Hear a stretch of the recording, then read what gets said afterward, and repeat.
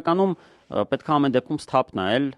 այդ հարթակում բացի նրանից ինչ իրանք անում են, ես լավ չեմ էլ պատկերացնում ուրիշ ինչ պիտի անեն։ Եթե նայում ես տեքստերի որակը, վստահաբար այդ որակը ավելի բարձր է, քան իշխանության տեքստերի որակին։ Խնդիրը այն է, որ իրանք այդտեղ ունեն առավելություն, թե տեխնիկական, թե բարոյական։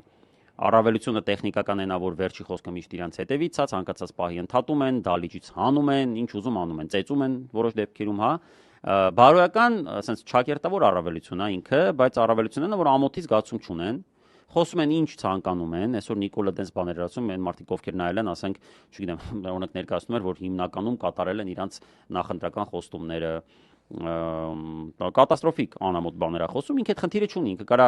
ցանկացած բան ասի, իսկ որևէ բարոյական նորմալ մարդ ինքը խնդիր ունի, ինքը սահմանափակված է իր բարոյական արժեհամակարգով, որը թույլ չի տալիս որոշ դեպքերում մանիպուլացնել, կեղծել, ստել, նույնիսկ եթե դա քարոզչական առումով անհրաժեշտ է։